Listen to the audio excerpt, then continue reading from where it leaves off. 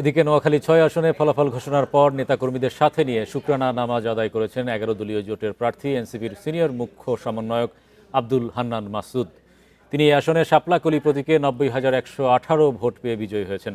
তার নিকটতম প্রতিদ্বন্দ্বী বিএনপির মাহবুবের রহমান শামীম ধানের শীষ প্রতীকে পেয়েছেন ৬৩,৩৭২ ভোট। সবাইকে নিয়ে নতুন হাতিয়া বিনির্মাণে কাজ করার ঘোষণা দিয়েছেন তিনি। ভোট দিয়ে বিজয়ী করার জন্য দ্বীপ উপজেলা হাতিয়াবাসীর প্রতি কৃতজ্ঞতা জানান আব্দুল হান্নান মাসুদ।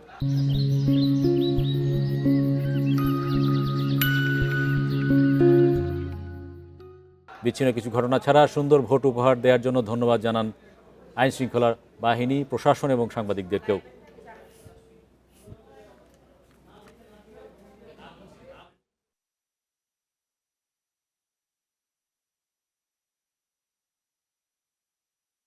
আমি হাতিয়ার দল মত নির্বিশেষে সকল মানুষের হয়ে কাজ করবো ইনশাল্লাহ। আর আমার যারা প্রতিদ্বন্দ্বী প্রার্থী ছিলেন তাদের সকলকে সাথে নিয়ে আমরা ইনশাল্লাহ নতুন হাতিয়ার বিনিময়ের ব্যাপারে কাজ করে যাব।